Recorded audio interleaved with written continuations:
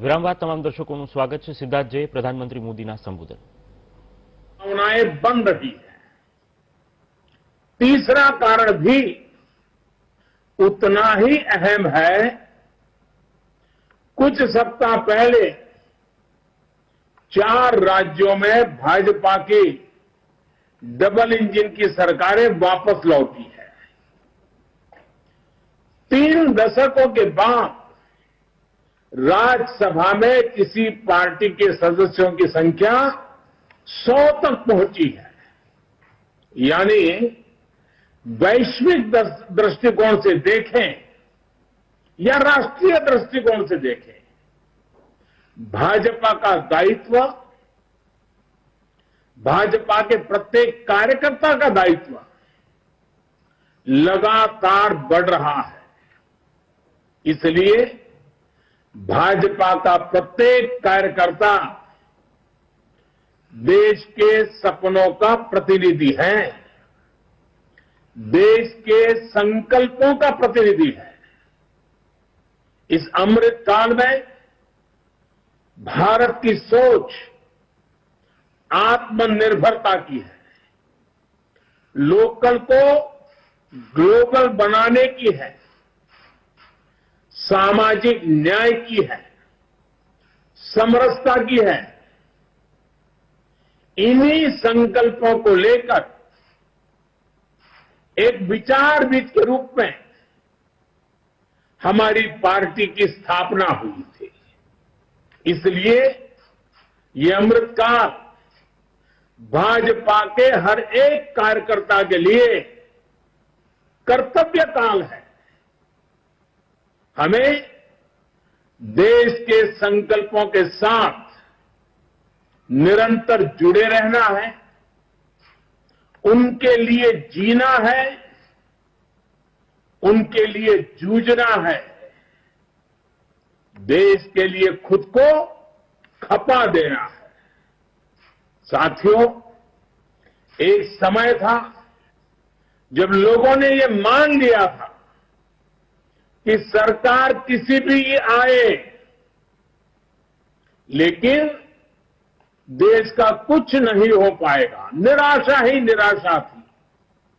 आज देश का एक एक जन गर्व से यह कह रहा है कि देश बदल रहा है, तेजी से आगे बढ़ रहा है.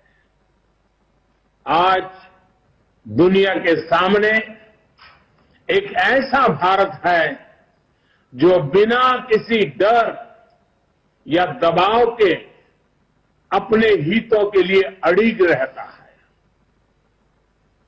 जब पूरी दुनिया 2 विरोधी ध्रुवों में बटी हो, तब भारत को एक ऐसे देश के रूप में देखा जा रहा है जो दृढ़ता के साथ मानवता की बात कर सकता है.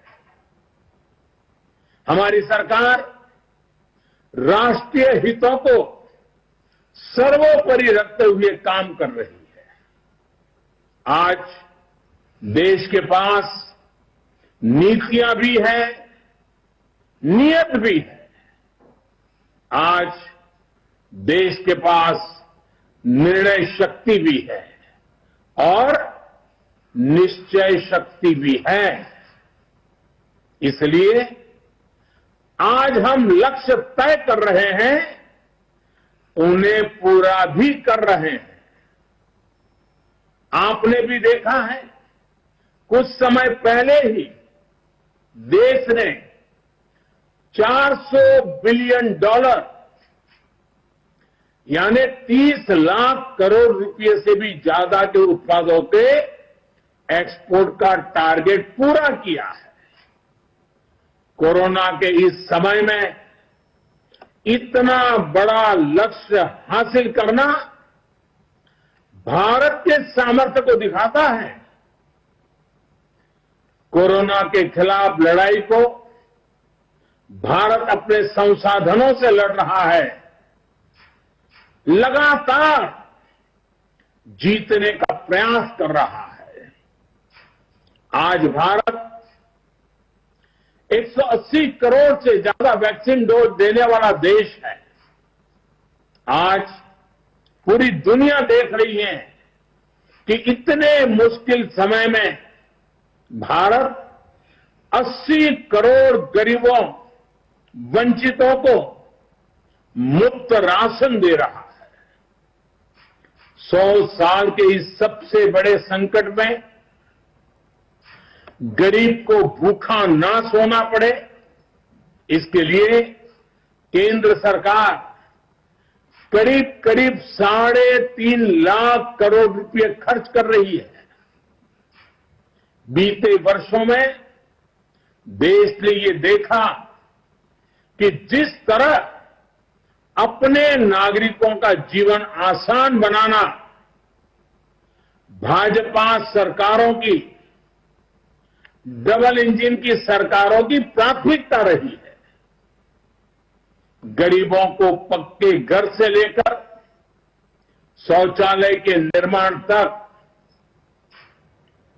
आयुष्मान भारत योजना से लेकर उज्ज्वला तक, हर घर जल से लेकर हर गरीब को बैंक खाते तक, ऐसे कितने ही काम हुए हैं जिनकी चर्चा अगर मैं करना शुरू करूं तो शायद कई घंटे निकल जाएंगे।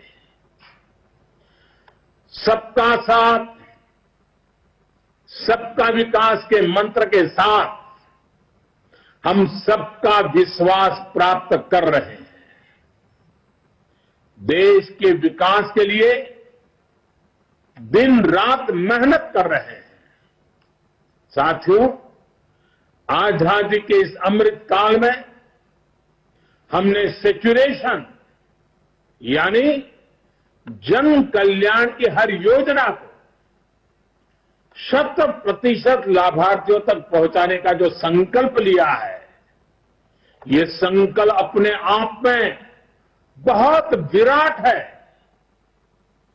सेचुरेशन तक पहुंचने के इस अभियान का मतलब है भेदभाव की सारी गुंजाइश को खत्म करना, तुष्टीकरण की आशंकाओं को समाप्त करना, स्वार्थ के आधार पर लाभ पहुंचाने की प्रवृत्ति को खत्म करना और समाज की आखिरी पंक्ति में खड़े आखिरी व्यक्ति तक सरकारी लाभ पहुंचे, ये सुनिश्चित करना, यही तो है सबका साथ, सबका विकास।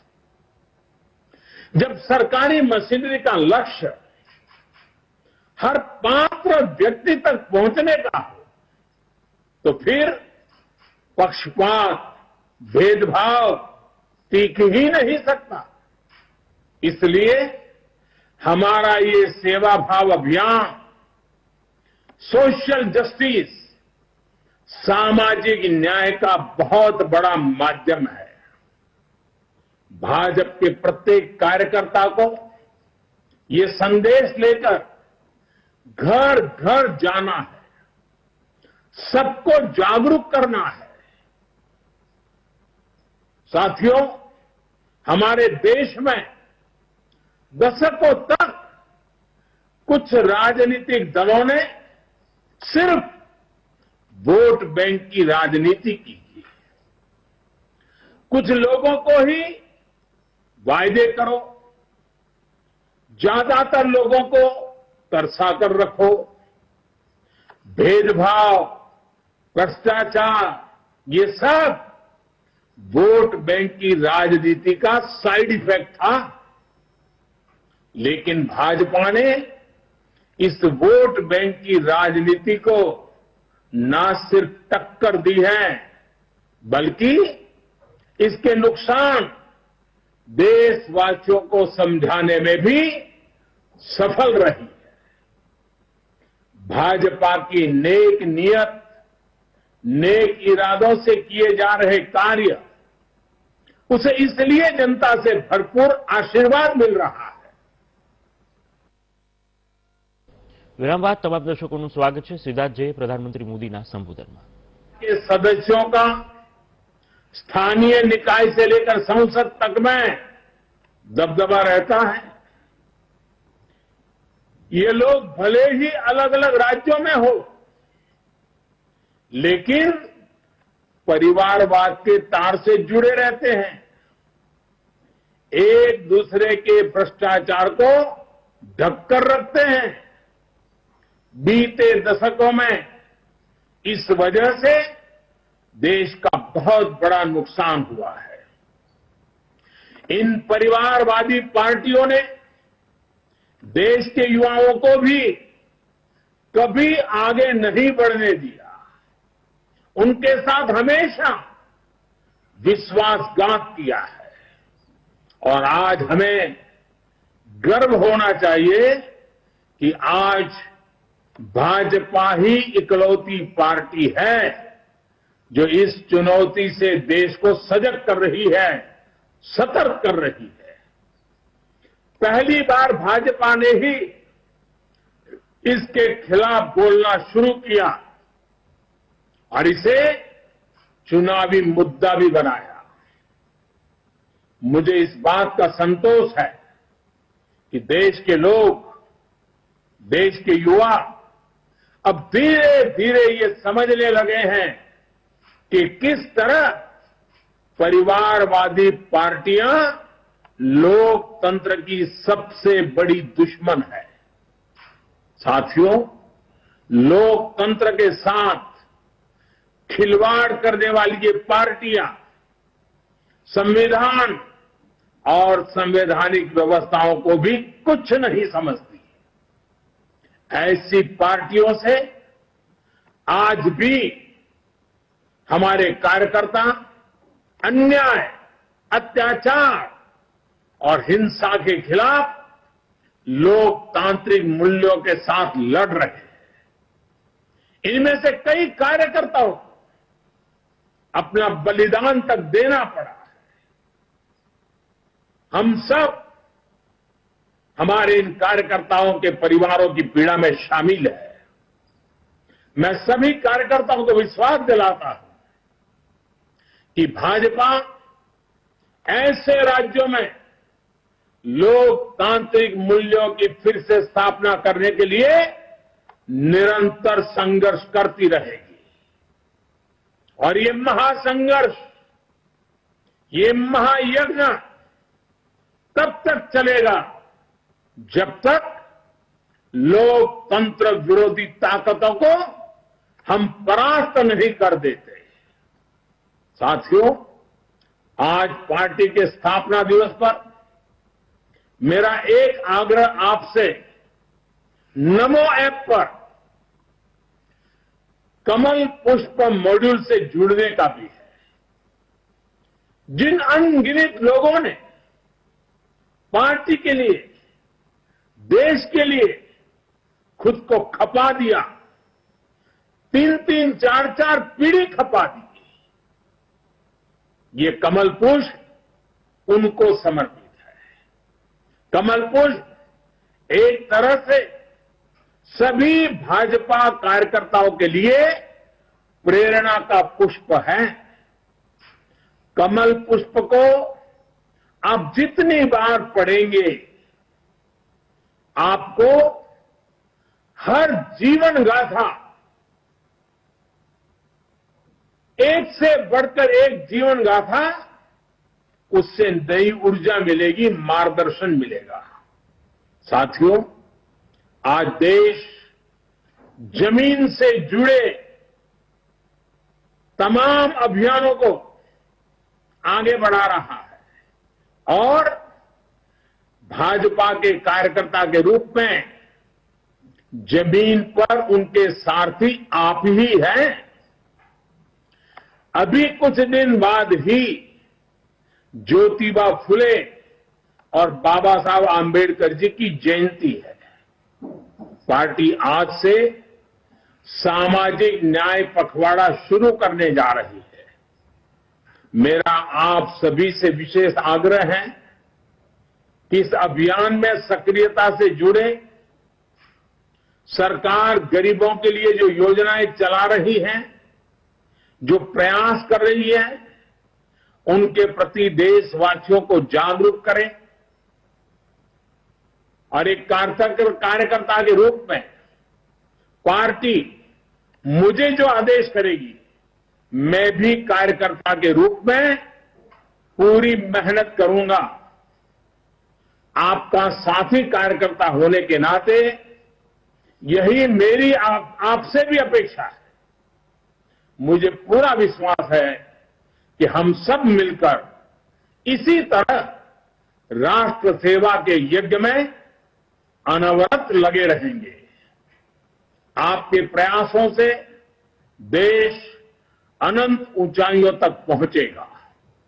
इसी भावना के साथ आप सभी को एक बार फिर बहुत बहुत बधाई, धन्यवाद।